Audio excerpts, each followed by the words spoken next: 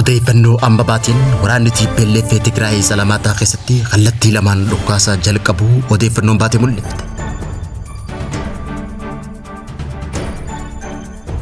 Waldhabdee yeroo ammaan tana humnoota nageenyaa Amaaraatii fi TPLF jidduutti uumamte ilaalchisuudhaan qondaalli guddaan TPLF fi Afrikaatti gorsa ministeerota Obbo Geetaachoo Raddaa barruu katabeen ibidda ifumaaf qabsiisan ifumaaf haa uwwifatanii jechuudhaan karaa fuula miidiyaa hawaasaa isaatiin maxxanse.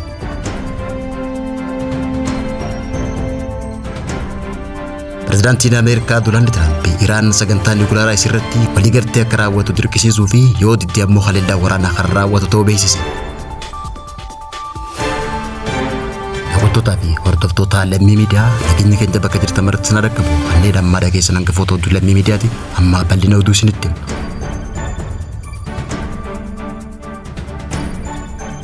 Akka gabaasa amma handafaata miidiyaan gabaasetti gadamarraa jalqabee naannoo takkazee lola haaraan kallattii lamaan ka'uu mirkaneessatti jira. Waraanni TPLF murri lama ta'u kallattii kanaan dhukaasa kan jalqaban yoo ta'u kallattii tokkoon naannoo takkazee baa naannoo Salamaataa Miiceeraa Jaamutti yoo dhukaasan kallattii biraatiin ammoo naannoo takkazee irraa gara dhiyaatti naannoo Ambassaa Maaburuuk Jaamutti dhukaasni haaraan waraana TPLFtiin banamee jiraachuu odeeffannoon amma baatee mul'ifte.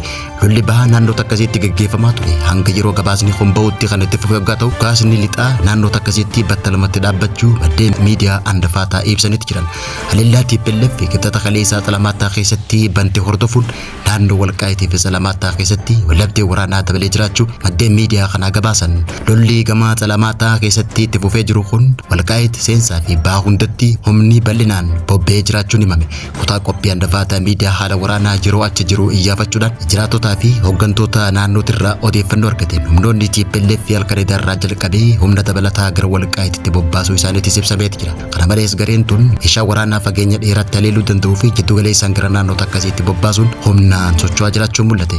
Kutaa bahaa naannoo Salamaataa naannoo Miiceeraa Jaamutti gargaarsa meeshaa waraanaa dhuunfaa fi gareetiin gaggeeffamaa jiraachuun himame. Miiceeraa bakka kaleessa haleellaan dirooniitti raawwatame naannoo ganda sanitti loltoonni TPLF fi meeshaalee waraanaa khasaaraa guddaaf kan saaxilaman ta'uu mirkanaa'e. Naannoo Tigraayitti naannolee Diimaa fi Takkazeen walqixa kan ta'an keessatti sochii waraanaa guyyaa guyyaatti dabalaa kan jiru waggaa ta'u carraan guddaa waraana kaasuuf yeroodhaa gara yerootti dabalaa jiraachuun gabaafame. Humni hidhannoo Takkazee gara laga Takkazeetti socho'aa jiraachuunis ibsame. Waldhabdee yeroo ammaan tana humnoota nageenyaa Amaaraatii fi Tigraay jidduutti uumame ilaalchisee qondaalli guddaan TPLF fi Afrikaa baatti gorsa ministeerota Obbo Geetaachoo Raddaa barruu barreessan ibidda ifumaaf qabsiisan ifumaaf haa uwwifatanii jechuudhaan karaa fuula miidiyaa hawaasaa isaatiin katabeeti jira. Waldhabdeen Salamaataa fi hooggantoota wayyaanee cimsee kan qeeqe Obbo Geetaachoo Raddaa ergaa fuula Feesbuukii isaa afaan Tigreetiin maxxanseen maqaa namoota buqqee deebisuu fi tokkummaa naannoo mirkaneessuu jedhuun uummata gara waraanaatti deebisuuf sochiin hojjetamaa jiru balaaleffateeti jira. Waajjira muummee ministeeratti gorsa ministeerota dhimma Afrikaa baatii fi pirezidaantiin bulchiinsa yeroo Tigraay duraanii Obbo Geetaachoo Raddaa qabsaa'onni hayyoo uummata isaanii bu'aa siyaasaa gatii salphaaf akka hin fayyadamne of eeggannoo akka godhan gaafate waliigaltee Piriitooriyaa wareegama guddaa kafaluun galma akka ga'uuf karaa nagaatiin hojiirra akka ooluu fi lubbuu namoota hedduu akka hin banne qabsaa'onni mormii isaanii akka dhageessisan yaamicha dabarse.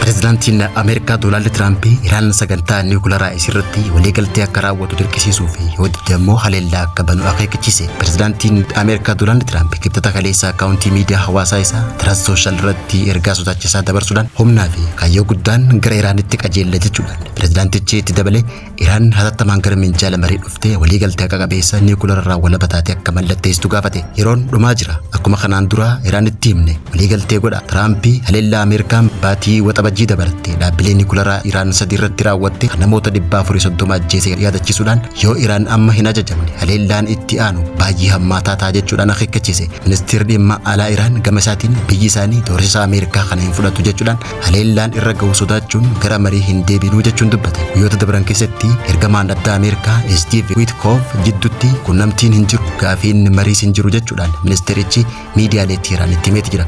Ejjennoo keenya ifa kaja'u doorsisa waliin wal qabate doorsa Ameerikaatiin mariin goonuus hin jiru jechuudhaan pirezidaantiin Ameerikaa Doonaald Tiraamp dhiibbaa biyya teenya irratti godhu akka dhaabu jechuun gaafate. Daawwattootaa fi hordoftoota lammii miidiyaa odeeffannoo yeroo kanaaf qabannee dhiyaanne kan hanga ammaatti hordofaa turtanii turtii gaarii.